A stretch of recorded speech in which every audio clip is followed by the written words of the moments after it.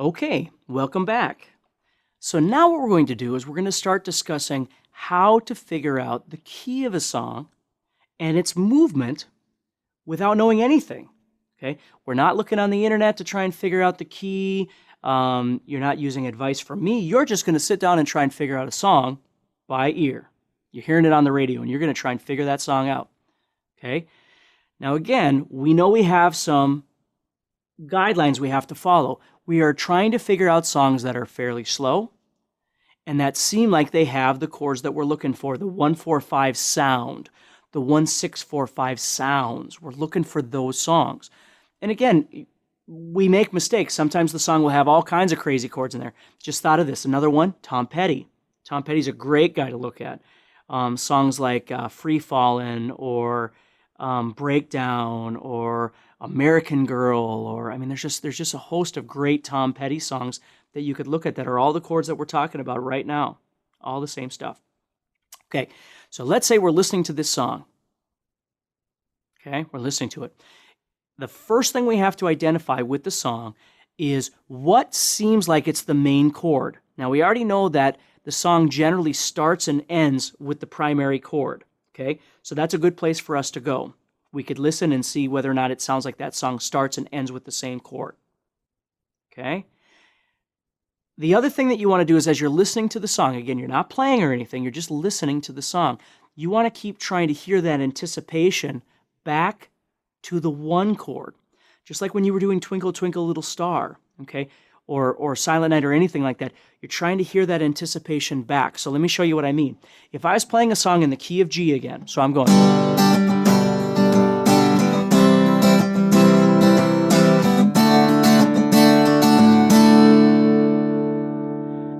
wants to go, it wants to come back home. It wants to go back to that primary chord. We can go out as far as we want.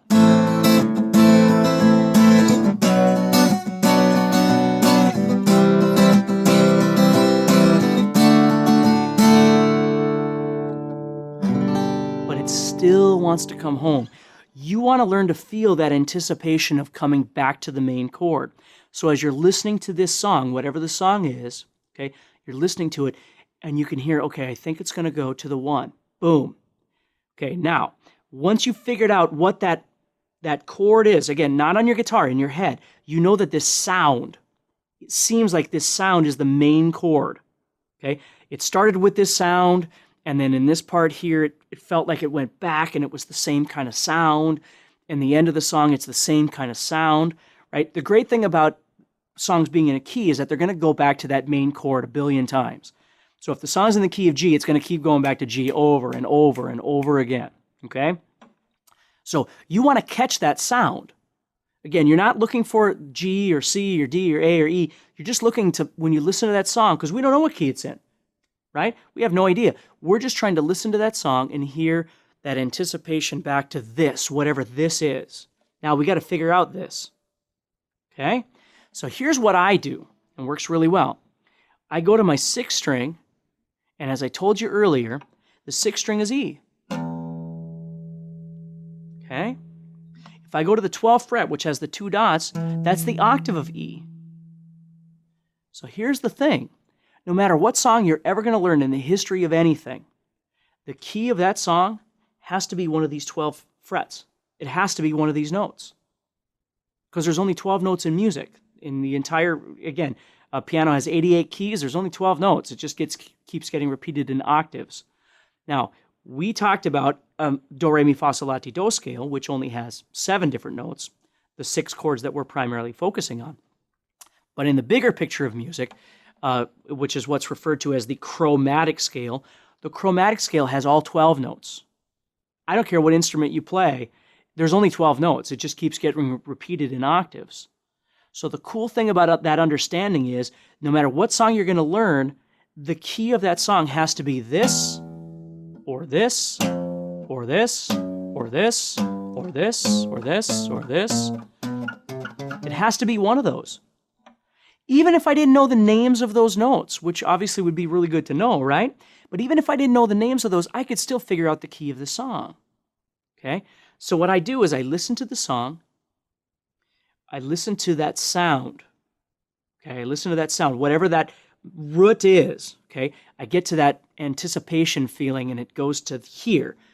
Or maybe it's the first chord of the song. I listen to that first chord of the song and then I pause it. And then I rewind it. I listen to that first chord again, I pause it and I rewind it. And I absorb the sound of that first chord in my head. Okay, now the root of that chord has to be one of these notes. So I listen to the sound of that chord and then I go to my guitar and I just pick something. Now, again, the more you do this, the more you're going to pick certain things because you'll get more comfortable with it. So I'm going to go to the 5th fret. Now, as I pluck this note on the 5th fret of the 6th string, 3 things are options. Either the note I'm playing matches the chord that I'm listening to and gives me the key, or the note I'm playing is too high or too low. Now again, this takes time. Okay? And I just hypothetically chose the 5th fret, okay? Although I do that quite often. Okay? So, I'm listening to the song. I'm not playing, I'm listening to the song. I'm deciding what sound throughout this song keeps recurring. So I'm deciding in my head that sound has to be the one. I don't know what it is, but it's got to be the one. So now, when I get to that sound, I stop it and I take a picture of that sound in my head and I go to my guitar and I pluck a note.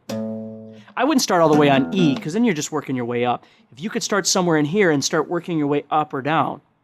Okay, so I'm starting on the 5th fret. Boom. That sounds a little high. Play the song again, stop it. Ooh, that's it. That's the sound. That's the sound I'm looking for. Okay, what is that note? Okay, now I got to figure out what the note is. Well, it's a G. Okay. Boom, I'm in. I got it. Okay. So, again, we're going to learn these notes. I'm going to show you this, but I just want you to see what's happening here. Okay. Now, let's say I'm trying to figure this out. Okay, so I hear this sound.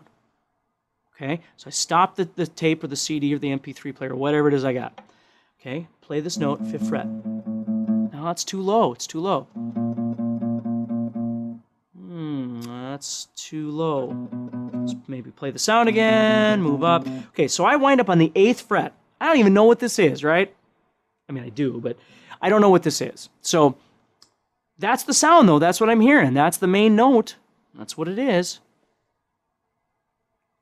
That's when you pull out the capo. You guys know what a capo is. Okay? This capo is essential to you right here. Okay? The capo is used to take the nut of the guitar and move it anywhere you want to go. Of course, the nut doesn't move. But with a capo, we can virtually move that by putting this anywhere we want to go.